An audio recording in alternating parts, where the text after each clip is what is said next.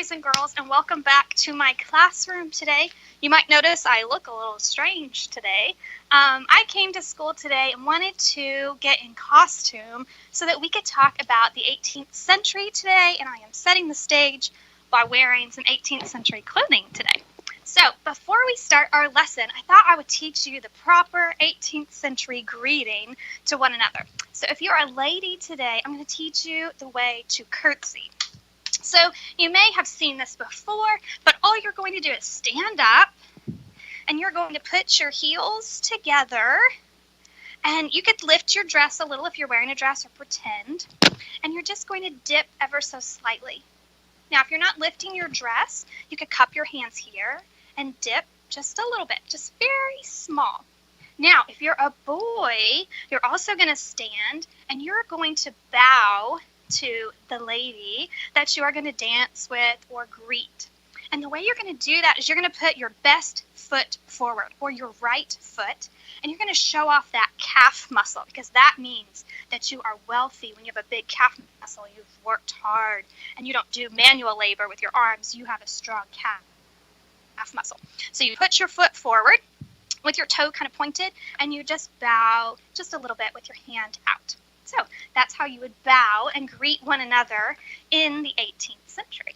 All right, so today we're going to be talking about the colonial time period, and I am excited to talk to you about the history of that time, and we're going to make some things today. I'm going to read you a book and lots of things to share with you. Now, I'm going to take my hat off because we are inside. Now, in the 18th century, I would have worn a hat anytime I went outside in order to protect myself from the sun and the elements around, but I'm going to take that off for now, just more comfortable indoors. Now I would keep my cap on. Bathing was optional in the 18th century. Okay, they didn't have bathtubs like we have now, so you would want to cover your hair and keep yourself as clean as possible. That's another reason you wear an apron, is to keep your petticoat or your dress as clean as you can, because you're not changing clothes.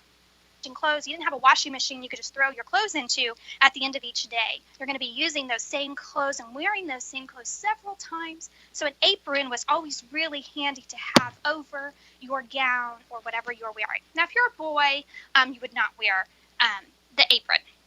And my apron has a special little part here that we could flip up and pin, and it just made it a little more dressy, and it would cover up the top of my gown as well. All right, so today we're going to talk about the 13 colonies. So before America was what we know it to be today, colonial life was very different. So like I said, bathing wasn't common practice. There was no electricity. There was no television. There was no Wi-Fi or internet. And so life was very different, and life was very hard. They had to work very hard for everything that they had. The majority of people living in colonial America did not have a big fancy house like the ones you see here. Most are living out on a farm in a rural area. Now, the way it came to be is the 13 colonies were essentially 13 states along the eastern coast of the United States. Around the 1500s, Europe decided they were going to start sending people to America to start some colonies or little towns or villages. And honestly, they started it so they could make money. Because Europe was filling up, they needed money to fund wars and things that they had gotten themselves into. It was a very crowded, yucky place to be at the time. So they wanted to find new opportunities in America. And so they started sending people over. And the first try was not very successful. It was a place called Roanoke in North Carolina. And those people went over and they started a little village, and they were doing really well. And the next time someone went to check on them, they were gone. They had vanished completely, and nobody knows what happened to them. So that's a really interesting story to look up and do your own research on, is the colony of Roanoke and what happened to them. There's lots of crazy theories out there what might have occurred. And then a little while later, the London Company decided to send some men to a place called Jamestown, Virginia. And they started the first permanent English settlement that was successful.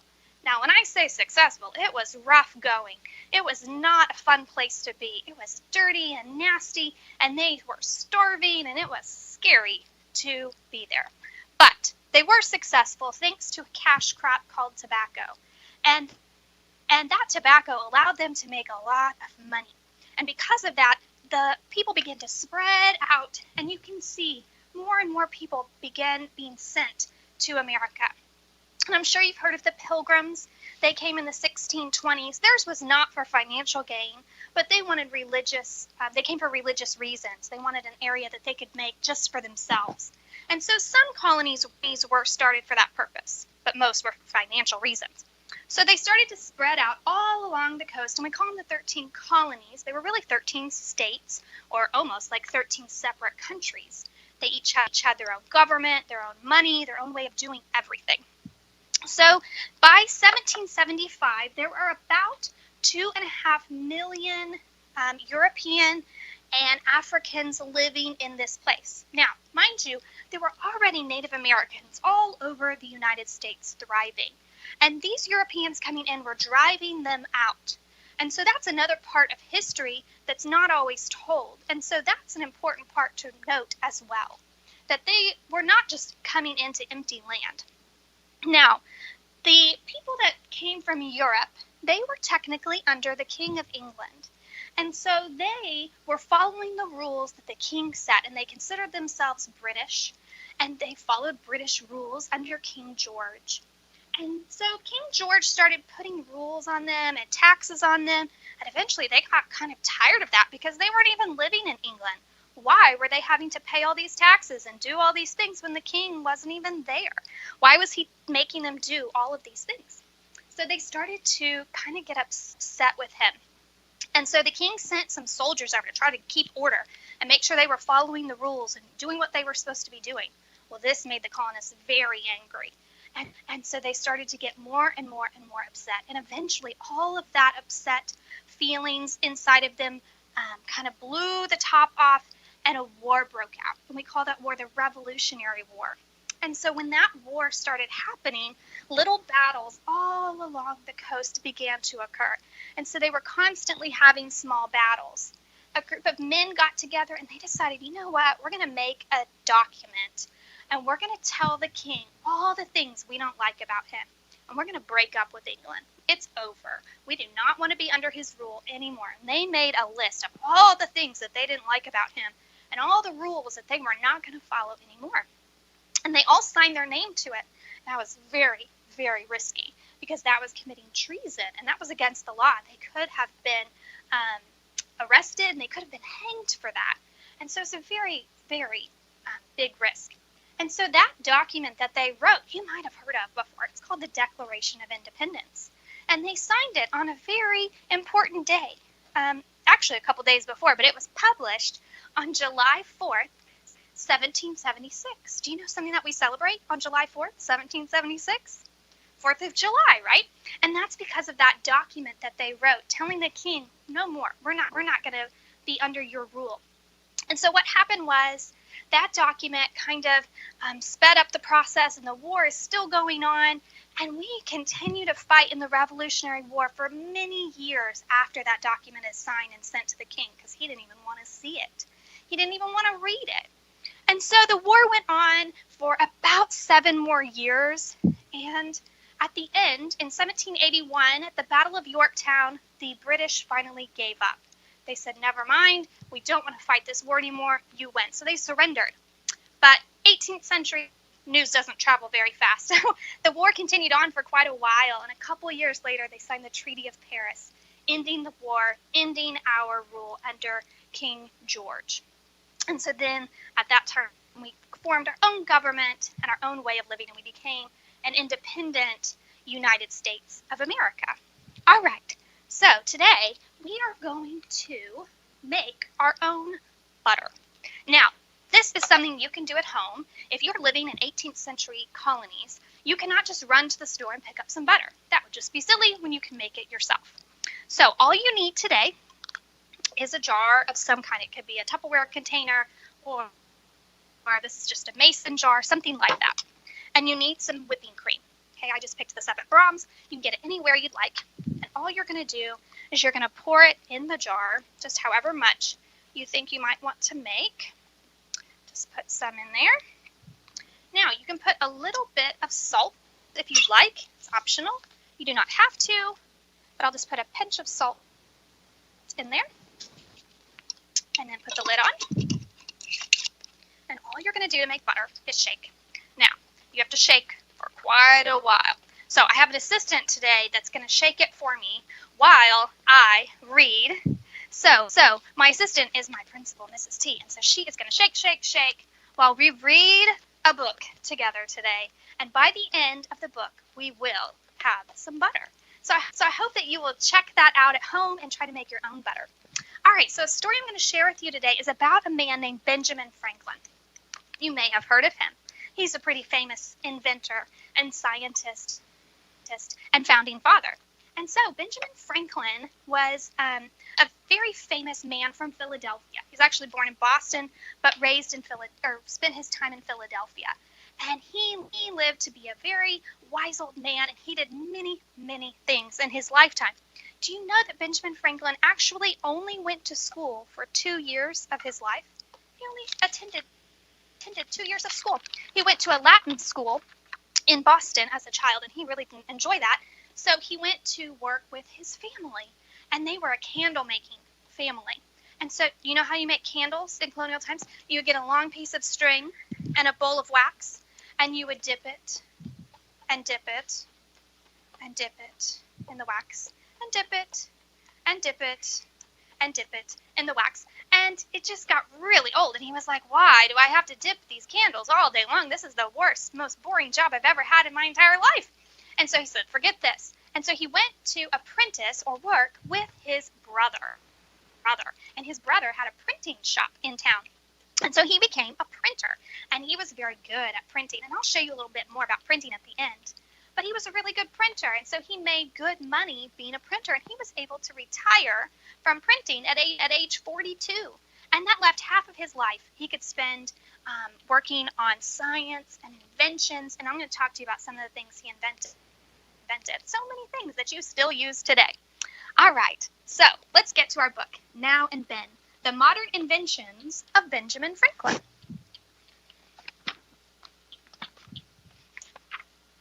So now and then, we think about Ben, Dr. Benjamin Franklin, to be precise, and we think about his many inventions. Inventions he originated more than 200 years ago. It was as if Ben could see into the future. Almost everything he created is still around today. For instance, now our newspapers are filled with illustrations. Ben was the first to print a political cartoon in America. The cartoon encouraged the American colonies to join together or die like the disconnected snake. And I actually have a flag back here, and you might be able to see it, of his first political cartoon. It was a very famous political cartoon where it showed all of the colonies. Each part of the snake was one of the colonies, and he was saying that you've all got to come together as one group. Because remember, I told you they were kind of operating as individual states or countries. So he wanted them to all join together because together we're stronger than broken apart. Now, bifocals are very common.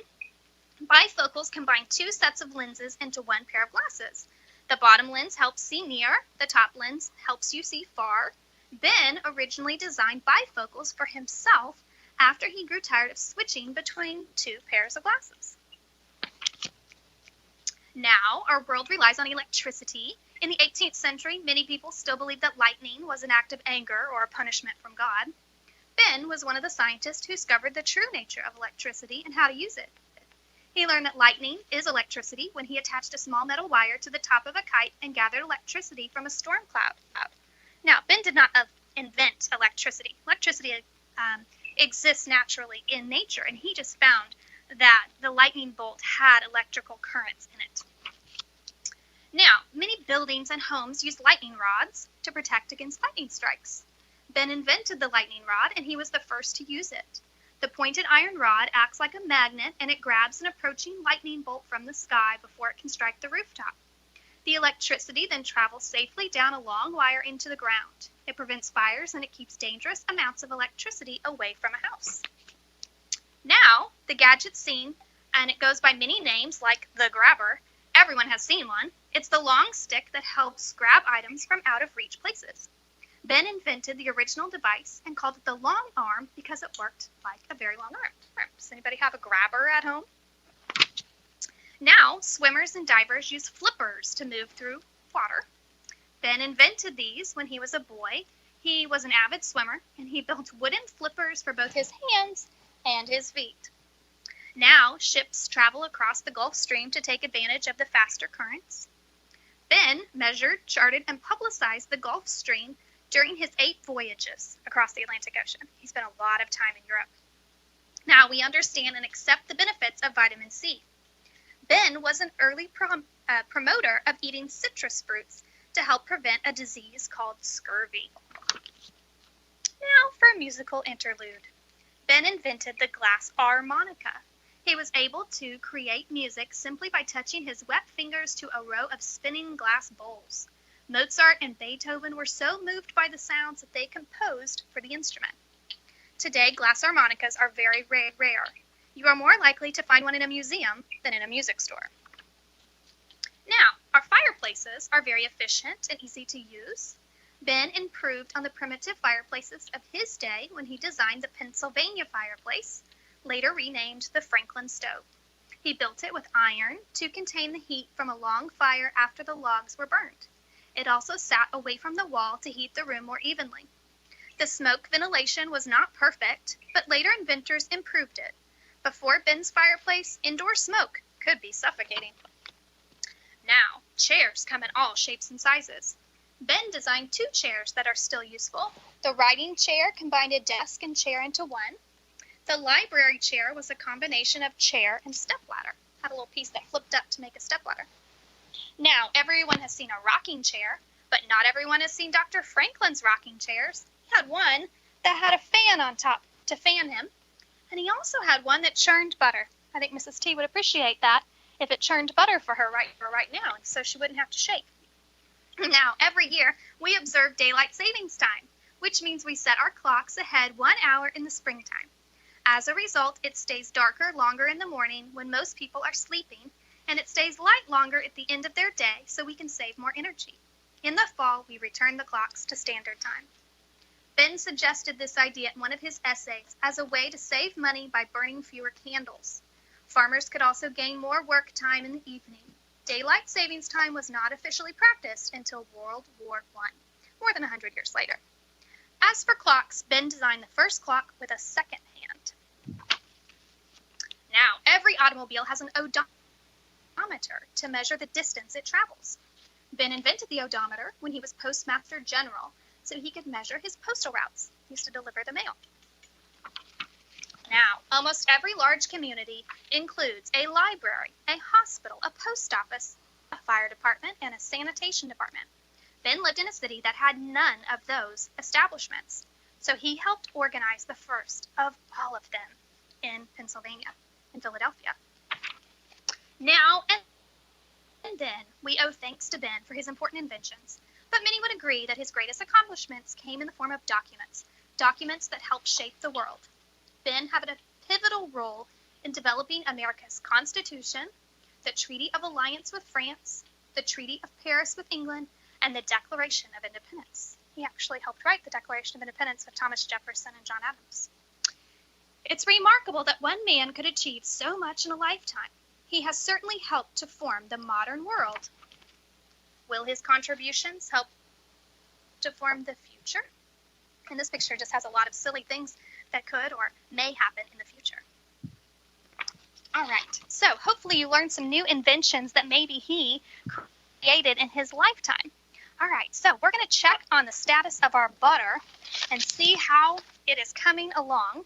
So if I open up the jar, you can see it too in the top. See how thick it is that it's stuck to the top of the jar? So I even brought some bread today so we could spread it, and you can see just how good it works. Now, I tried this out yesterday at home, and my son said it was the best butter he'd ever had, and he even had a butter sandwich just because it was so good. So you might try that out. So I'm going to get some bread out, and I'll get my knife, and we'll spread it and just see how it turned out. So it becomes kind of a solid inside the jar. You can see that's how you know it's ready. When you're shaking and you no longer hear it sloshing around, it makes a nice fluffy butter. It's not super hard to spread. But then you have real butter. So that's how it turns out. You can make your own butter at home and try it. And I would love to see, if you want to post it on our Facebook page, I would love to see the butter that you make at home. I think that'd be a great project. All right, so now before we end today, I want to tell you about some primary sources. So I spend a lot of time in a place called Colonial Williamsburg, and that is a place, a living history museum, where they have a lot of recreated 18th century things, and they have original 18th century buildings that you can go inside of and tour like a museum. It's a wonderful place to go as a family and vacation or check out. There's lots of things to do in that area. So I'm going to show you a few things that I've picked up there that these are not actually from the 1700s, but it is created to look like they would have. So the first one, I'm going to try to stump you with this. These are pretty tricky. All right, so I have two objects here I want you to take a look at. I want you to decide, what do you think those could be? They're long and skinny and white, and they feel like they're made out of maybe like porcelain. They're hard, breakable probably. Any ideas? Most of the time when I show these to students, they always guess that they're bones. They're not actually bones. These are actually wig curlers. So in the 18th century, almost men, including Benjamin Franklin, wore wigs. And so they would want their wig curled nicely. So what they would do is they would take these and they would warm them, and then they would roll their hair and pin it. And so it would be like a curling iron of today's time. So they would use these to curl their wigs. Now, some other things I have over here. Let's see. This is a game called Cup and Ball. This is something that you can create yourself at home with a stick and glue a Dixie cup on top and attach a string and some kind of small ball. And you try to get the ball in the cup. I am not good at this game, but you want it to land in the cup. And here I have a fan. Most ladies would always have a fan. Remember, there's no air conditioning, and so it's nice to have as an accessory and also as a cooling device. Martha Washington, George Washington's wife, she loved fans and collected fans, and she had many, many fancy and different kinds of fans. People would give them to her as gifts. Here I have a gentleman's hat. So someone like George Washington or Thomas Jefferson or anyone that was male would wear a tricorn hat like this, and you would wear it just like so. And you could decorate your hat with different bows or things that you could pin on your hat. Now, this, you might be thinking, what in the world is that? This is a pocket. Okay, so my gown today does not have pockets. A lot of things didn't have pockets sewn in. So what they would do is they would make their own pockets, and you would sew this under your petticoat or under your dress. So this would be tied over here on the side underneath your petticoat before you put your dress on. And all the dresses have a little slit in the side. So you could put your hand down, and that's where you could keep your fan or your pocket watch or your money. Could go down inside your pocket, but it would be under your dress. So it's just a way of having a pocket. And so a lot of ladies would decorate them and make them cutesy, like this one is red and blue.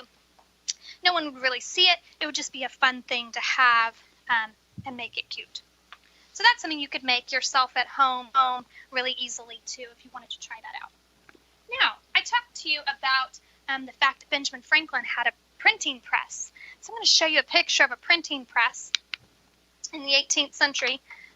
So they would print things like newspapers, and they could print broadsides, they could print flyers, they could print documents for the courts. And so the way that you would print things is you had these little bitty letters, and you would have to put each individual letter into a case. And you would put that case down here in the bottom, and then lay your paper on top and flip this cover down and press it after you put the ink on for each page of your paper or whatever it was you were printing. So it would take a long time to print something. So newspapers didn't necessarily come out every single day, often once a week. Benjamin Franklin was famous for printing his Farmer's Almanac that he created. And so those were things that they would print every so often. But it was a long process to do printing in the 18th century.